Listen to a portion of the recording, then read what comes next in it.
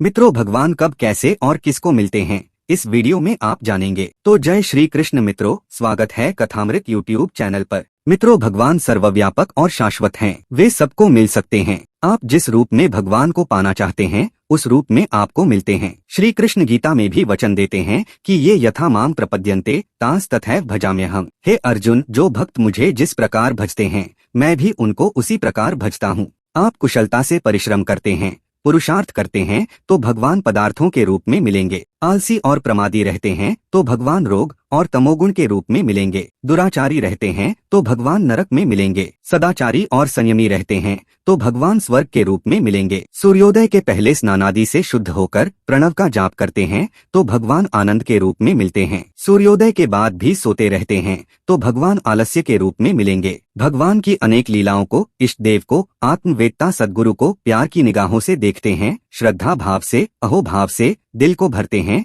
तो भगवान प्रेम के रूप में मिलेंगे। वेदांत का विचार करते हैं, आत्मचिंतन करते हैं तो भगवान तत्व के रूप में मिलेंगे। घृणा और शिकायत के रूप में देखते हैं तो भगवान शत्रु के रूप में मिलेंगे। धन्यवाद की दृष्टि रखते हैं तो भगवान मित्र के रूप में मिलते हैं। अपने चित्त में संदेह है, फरियाद है या चोर डाकू के विचार हैं तो भगवान उसी रूप में मिलते हैं। अपनी दृष्टि में सर्व ब्रह्म की भावना है, सर्वत्र ब्रह्म ही ब्रह्म दृष्टि आता है तो दूसरों की नजरों में जो क्रूर हैं, हत्यारे हैं, डाकू हैं, वे आपके लिए क्रूर हत्यारे नहीं रहेंगे। आप निर्णय करो कि आप भगवान को किस रूप में देखना चाहते हैं। जब सब भगवान हैं, सर्वत्र भगवान हैं, तो आपको जो मिलेगा वह भगवान ही है। समग्र रूप उसी के हैं। यह स्वीकार कर लें तो सब रूपों में भगवान मिल जाएंगे। आनंद ही आनंद चाहो, प्रेम ही प्रेम चाहो तो भगवान उसी रूप में मिलेंगे। तो मित्रों, किसी को लगेगा कि जब सर्वत्र भगवान है तो पाप पुण्य क्यों है, फिर पाप करने में हर्ष क्या है? तो हाँ, कोई हर्ष नहीं है। डट कर पाप करिए, लेकिन फिर भगवान नरक के रूप में प्राप्त होंगे। सब ब्रह्म है तो जो आवे सो खाओ, जो आवे सो पियो, जो मिले सो भोगो, चाहे जो करो, इसमें क्या हर्ष है?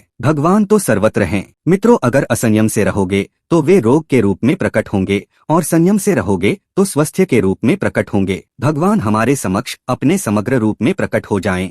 ऐसी इच्छा हो तो अपने मैं को खोजो। अगर मैं खो जाएगा तो फिर लगेगा कि भगवान समग्र रूपों में हैं और मैं भी भगवत तत्व था। महायोगी श्री अरविंद या अरविंद घोष गीता के महान उपासक थे। वे गीता के सत्यों को अपने जीवन रूपी सांचे में ढालने को पूर्ण रूपेण कृत संकल्प थे। वेदों और उपनिषदों का सार गीता है, जिसे पढ़कर उन्होंने 3 प्रतिज्ञाएं की थीं। राष्ट्र के लिए अपना सर्वस्व न्योछावर करना, भारत माता को अंग्रेजों की गुलामी की जंजीरों से मुक्त कराना एवं आत्म साक्षात्कार करना। अलीपुर बम कांड में उनकी धरपकड़ हुई और कारावास में डाल दिए गए। वहां पर भी उनकी योग साधना सतत चालू थी। पूरी रात परमात्मा के ध्यान में मग्न रहते थे। श्री अरविंद के बचाव पक्ष के बैरिस्टर श्री चित्तरंजन दास थे, जिन्होंने फीस में 1 पाई भी नहीं ली थी। बाद में वे देशबंधु दास के नाम से प्रसिद्ध हुए। सरकार की ओर से सैकड़ों प्रमाण और साक्षी खड़े किए गए थे, जिनका खंडन करने के लिए उन्हें दिन रात श्रम करना पड़ता था। साल भर मुकदमा चला। एक दिन श्री अरविंद को जेल से अंग्रेज न्यायाधीश के पास अदालत लाया गया। देशभक्ति से सराबोर जनता ने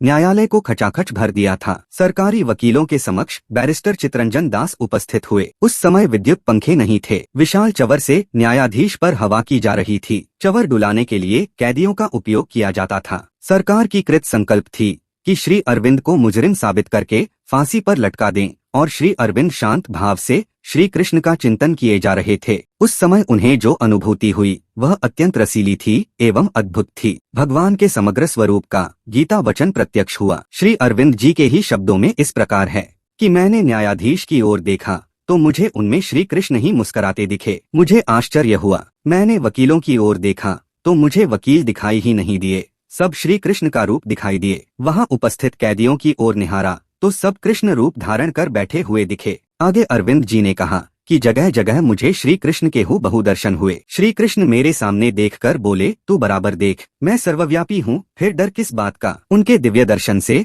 अभय दान प्रदान करती हुई उनकी वाणी से मैं संपूर्ण निर्भय हो गया। चिंता पलायन हो गई। वर्ष भर अदालत में मुकदमा चला। केस के अंत में गोरे न्यायाधीश ने निर्णय दिया कि निर्दोष हो, तो लोगों के आनंद का पार न रहा। उन्होंने श्री अरविंद को कंधे पर बिठाकर आनंदोत्सव मनाते हुए प्रचंड जय घोष किया। तो समय की धारा में वह प्रसंग भी सरक गया, स्वप्न के जैसे। उमा कहो मैं अनुभव अपना, सत हरि भजन जगत सब सपना। इस सपने जैसे संसार में समय की धारा में सब स्वप्नवत हो जाता है। अतः जगत सब स्वप्न है। मैं आत्मरूप से सबका आधार सच्चिदानंद स्वरूप हूँ, सोहम शिवोहम। ऐसा चिंतन करोगे तो भगवान ब्रह्म के रूप में प्रकट हो जाएंगे। भोगी और विलासी को रोग होते हैं। विकारी जीवन में पश्चाताप, भय और चिंता होती है। अगर भय चिंता हो तब भगवान भय और चिंता के रूप में प्रकट हुए हैं। ऐसा करके भय और चिंता से बाहर निकल जाना चाहिए। भगवत बुद्धि से भय को देखेंगे तो भय दुख नहीं देगा। भगवत बुद्धि से रोग और शत्रु को देखोगे तो रोग और शत्रु दुख नहीं देंगे। भगवत बुद्धि से सुख और स्वर्ग को देखोगे तो वह सुख और स्वर्ग विषयासक्ति नहीं कराएंगे। मित्रों, एक जिज्ञासु की कितनी सुंदर जिज्ञासा है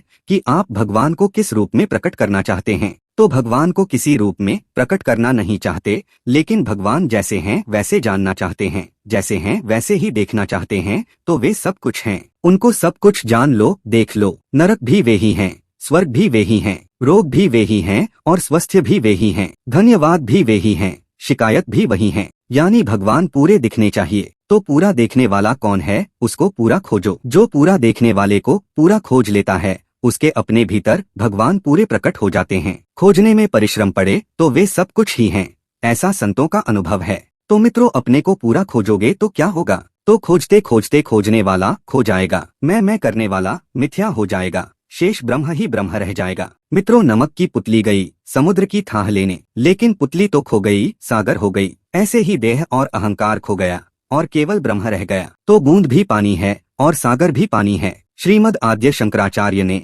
करोड़ों ग्रंथों का सार बताते हुए कहा, श्लोकार्धेन प्रवक्ष्यामि यदुक्तम ग्रंथ कोटिभ्य ब्रह्म सत्यम जगन मिथ्या जीवो ब्रह्मैव नापरः। यानी अर्ध श्लोक करके कहता हूँ, यानी सभी ग्रंथ का सार कहता हूँ। ब्रह्म सत्य है, जगत मिथ्या है। जिसको हम जीवात्मा बोलते हैं वह ब्रह्म से अलग नहीं है। जिसे हम तरंग बोलते हैं वह सागर से अलग नहीं है। जिसे हम घटाकाश बोलते हैं वह महाकाश से अलग नहीं है। जिसको हम जेवर बोलते हैं वह सोने से अलग नहीं। जिसे हम 2 गज जमीन बोलते हैं वह पूरी पृथ्वी से अलग नहीं। हाँ, दीवाल बांधकर सीमा खड़ी कर सकते हो, लेकिन अलग नहीं कर सकते। हमारी जमीन, तुम्हारी जमीन, ये मन की रेखाएं खड़ी कर सकते हो, लेकिन जमीन अलग नहीं कर सकते। ऐसे ही उसका शरीर, इसका शरीर अलग मान सकते हो, लेकिन दोनों का जो वास्तविक मैं है उसे अलग नहीं कर सकते। घड़ों का अलगाव हो सकता है, लेकिन घड़ों के आकाश का अलगाव नहीं हो सकता। चित्त के अलगाव हो सकते हैं, लेकिन चित्त जिसके आधार से फुरते हैं उस चिदाकाश का अलगाव नहीं हो सकता। वह चिदाकाश आत्मा मैं हूँ,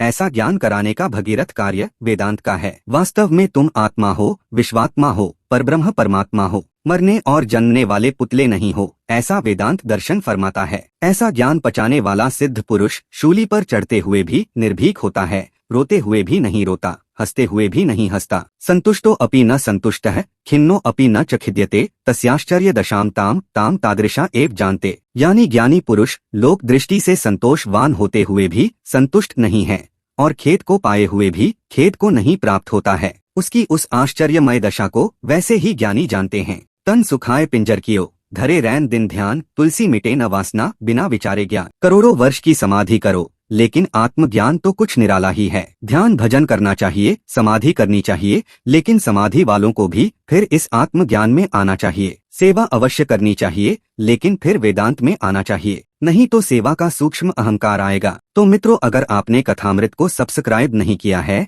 तो जरूर करें और वीडियो को लाइक करें। जय श्री कृष्ण।